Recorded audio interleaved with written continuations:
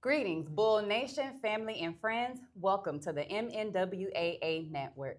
I'm your host, Desiree George, and this is the Bull RoundUp, brought to you by the Miami Northwestern Alumni Association Marketing and Public Relations Committee. On today's episode, we have the great Mr. Wallace Aristide with us, who was principal at Miami Northwestern for 10 years. Prior to that, was assistant principal for 6 years, and is now taking his talents to the Florida House of Representatives. So we'll be talking with Mr. Aristide today about his legacy that he's left at Miami Northwestern. How are you doing today, Mr. Aristide? Ms. George, I'm so happy to be here, and I'm so impressed. I mean, look who's doing the interview. One of the students I've had the opportunity to work with her talent, her ability, the class of 2012. Thank you so much, Ms. George. No problem, and thank you for being such a great principal. Thank So, you. speaking of that, you were here 10 years, one of the longest tenured principals since the 80s. I believe Mr. Kunch was the longest tenure before that. You were not a bull, but you stayed here so long and poured so much into us. What was it about Miami Northwestern that kept you here? So let me start by saying this. I know Mr. Coons. I know Dr. Coons, Dr. George Coons. I always wanted to be like Dr. Coons because he did 10 years, and it's interesting. I did the same amount of time that he did, so we were tied. You have the great Principal Cohen that did 11 years, and then you had Dr. Gallen, who is third, that did 7 years. So it's amazing when you see the tradition of amazing principals at Miami Northwestern that have been impactful. I'm just fortunate to be amongst those folks because I think the impact they've had has been great. And what motivated me was my first job coming out of Bethune-Cookman was right here at Miami Northwestern at the old school. I got here and I was a football coach, and I coached with a guy called Roger Coffey. A guy called Larry Little introduced me to Coach Coffey. And I remember Coach Coffey passionate for Miami Northwestern.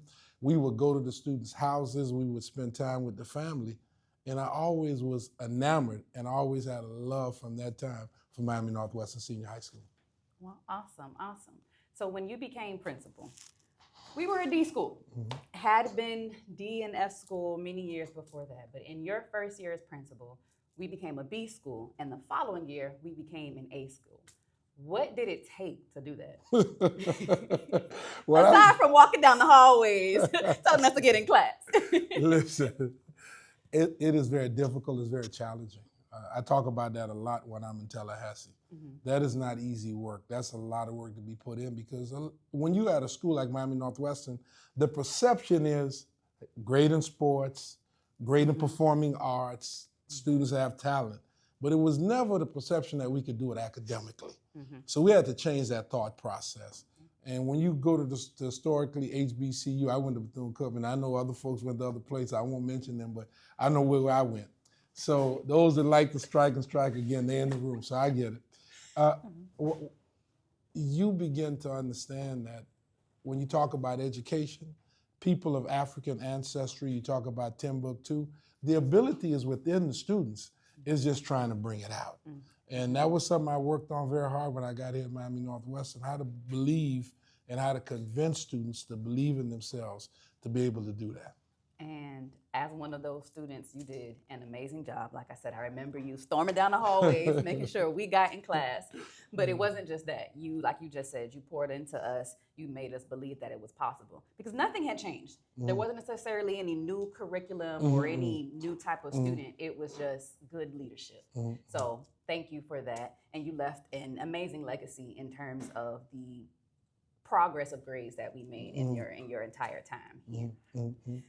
In your time here, I'm sure you worked with the Miami Northwestern Alumni Association. Yes. And that is why we're here today. So what role exactly did the MNWAA play during your tenure? So let me say this. When I got the job, the perception is the Alumni Association could be overbearing. They could be challenging. It could really be difficult to deal with. But I was open to let's partnership, let's do this together.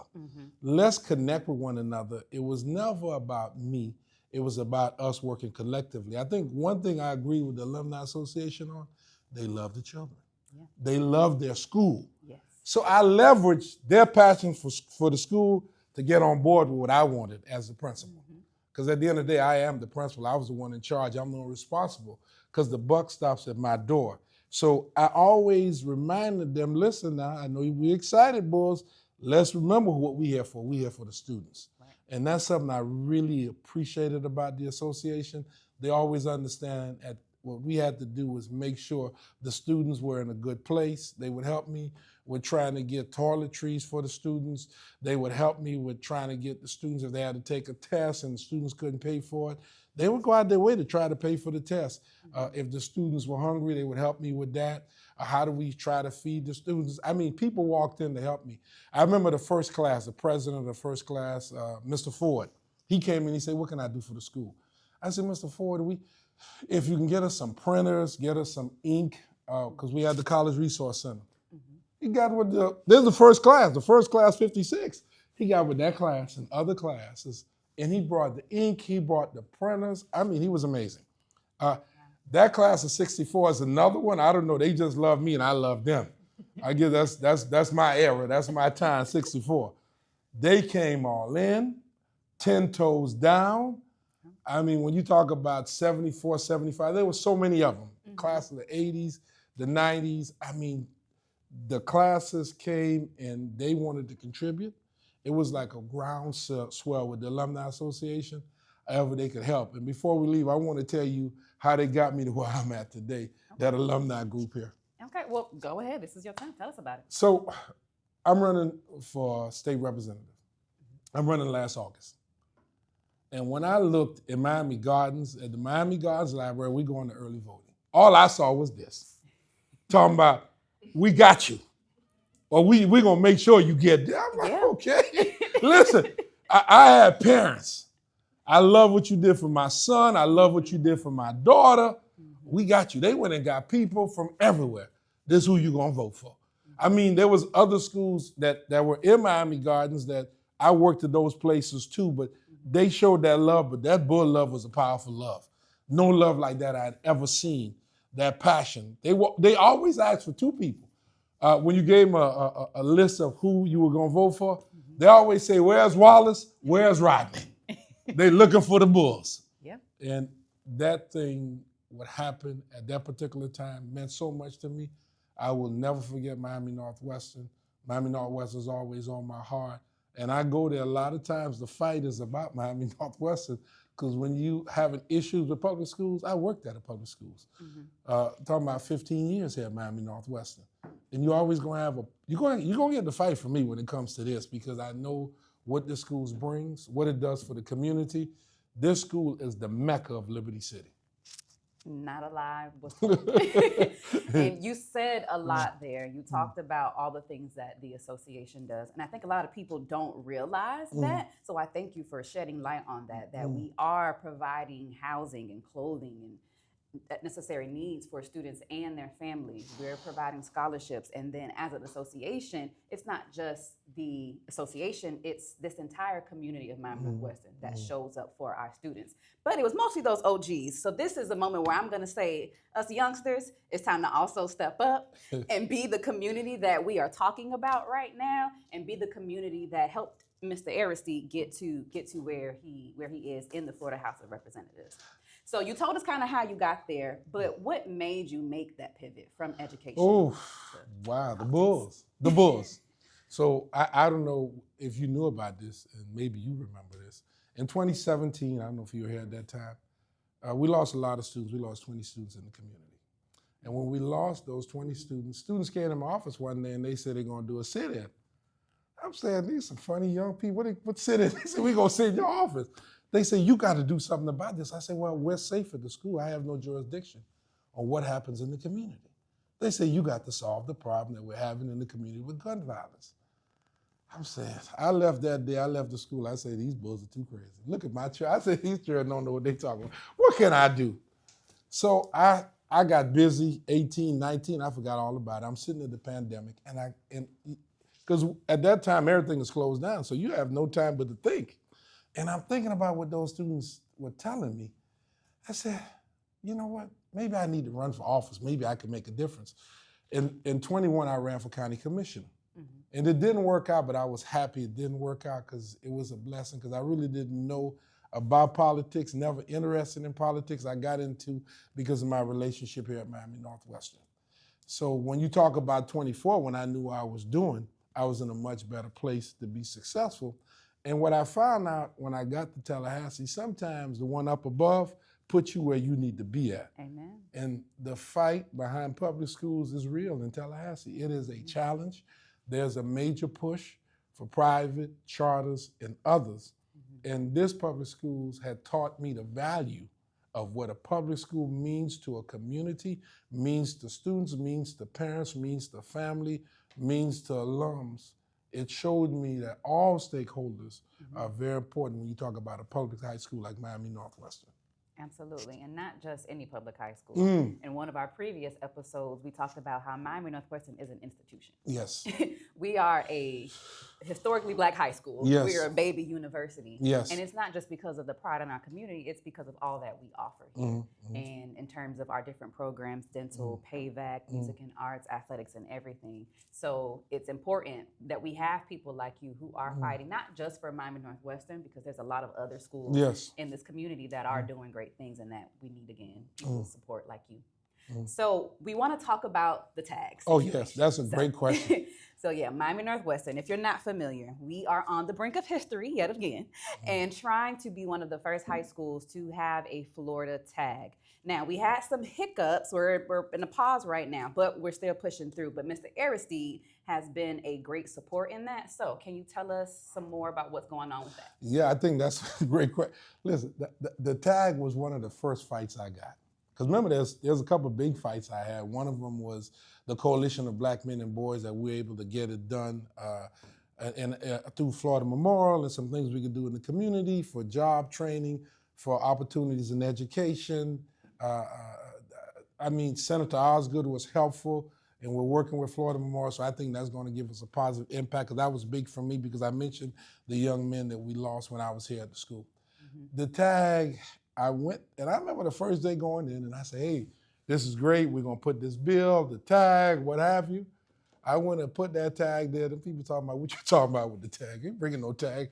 This high school, they couldn't understand what the high school meant to this community. And that was a fight from the beginning of session in January all the way through May. I mean, I kept pushing. I kept working. The Senator Chevron Jones, who was my co-sponsor on the Senate side, he worked. He said, Wallace, he said, Aristide, we're going to put this in a package, and we think we're going to be able to get it through the finish line. He put it through the package because he's experienced. He's been there for a while. I'm a rookie. He put it through the package. I'm thinking it was a yay. I'm excited. We got there. You're right. We got a hiccup.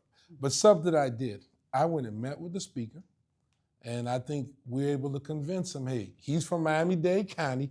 Mr. Speaker, you Mr. 305 now. We need you to look out for the 305, Mr. Speaker. You know who you are, Speaker.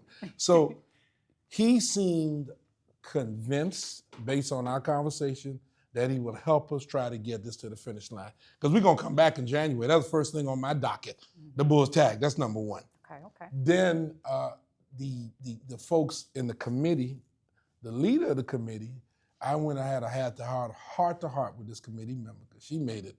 She didn't even want to hear about no tag. But when I finished speaking to her, because see, you got to understand, this school was built based on the Brown versus Board of Education. It was about making all schools accessible and fair throughout the nation. That's how you got Miami Northwestern Senior High School. I had to explain that to her.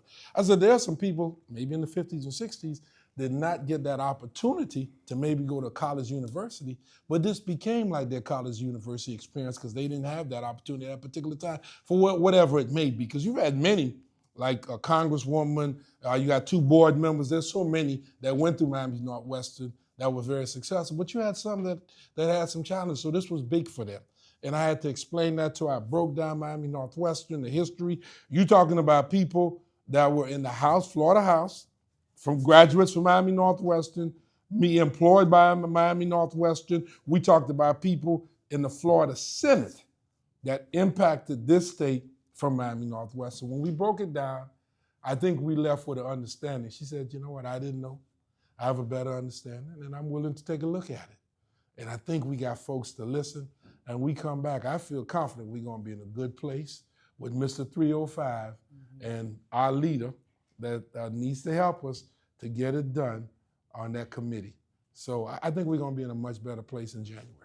I think we will too. I think we'll have the same testimony that you just had about running for office the first time with God ordaining your steps. Sometimes he delay you a little bit. Yeah, he his does. rejection is not rejection, it's his protection and his elevation. So I'll speak that over our tag so we can again make history. Thank you. So you talked about going to a lot of people within the House and the Senate. What do you need? What help can the community offer for this effort or any effort? I think one of the biggest things the community can do, and if you're talking about Bulls, when we get ready to do this, there's going to be days.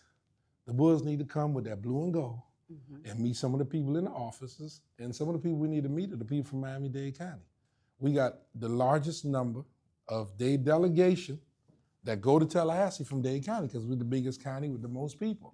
So we need them to get on board. We're talking about senators from Miami-Dade County, and we're talking about people in the House from Miami-Dade County, the speakers from Miami-Dade County. So there's a lot of leadership from Miami-Dade County. I think we can convince, connect, and they could talk to their friends that's across the aisle to convince their friends, let's get this done. Because one of the things I found out, a lot of times we got stuff done, and I kept hearing, just like the Bulls, let's try to do this for Wallace. And this is going to be, they could mention for Wallace, but this is about the Bulls, and I want to see this happen for Miami Northwestern. Okay. So just keep showing up and keep supporting, basically. No, thank you. Thank you so much, and I'm looking forward to it. We'll let you know, and we'll make sure the Bulls come.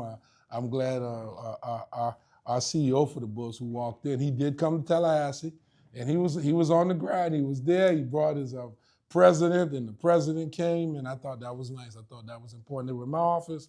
They were on the floor in the Senate with Shevin Jones. So this time we're looking for them to come to the House floor and the Senate floor. So if we can get the Bulls there, and we'll let you know. Absolutely. And so you talked about earlier the support and where the association is. It's because of people like Mr. Larry Williams and the other leadership like yourself in association leadership that the association is what it is, how much they get for our students, for your support and everybody else. So again, the moral of the story is show up, y'all. No matter what your position is or not, show up because our community, our school, our students need it. So Mr. Aristide, my final question for you. Your legacy, again, has been monumental at Miami Northwestern. It's why you are an honorary Bull, inducted into the Hall of Fame as that. What is one thing you want Miami Northwestern and the entire Bull Nation to know? I think the biggest thing for me is to see in Miami Northwestern that if there's things that are needed for the students, Miami Northwestern could provide it. We deal with some of the neediest students in Miami-Dade County to come to Miami Northwestern. You have some that are very fortunate, their parents probably graduated from here, and they come here and they may not have those economic challenges as others. The community is challenged economically. Whatever we can do, there's been some people, Karen Fry, Leslie Miller Science, Michael Keister, there's been some folks that did contribute and help, and they partnered with the association and others to give donations to support the school. However you could help Miami Northwestern, you're making an investment in some young people that tomorrow you're going to be very proud of. They're going to be a major resource to the community. They're going to have positive impact. I'm looking at our students, the great Ms. George here today. I am so impressed. I did not know you were going to interview me, and I'm just floored, and I just feel honored. Thank you for being here to interview me today. Thank you. And again, thank you for all that you poured into myself and my friends and other students in your time here. Thank you for changing the narrative about Miami Northwestern. Had it not been for your leadership, people would probably still think that Miami Northwestern is only about athletics and the arts, but we're about athletics, the arts, and academics. Yes, yeah. Thanks to Mr. Aristide. There's no coincidence. All those A's there. Thank you. And he got us to an A school. Thank you. Thank you again, Mr. Aristide, for your time. It was an honor for myself. And that's it for this episode of the Bull Roundup.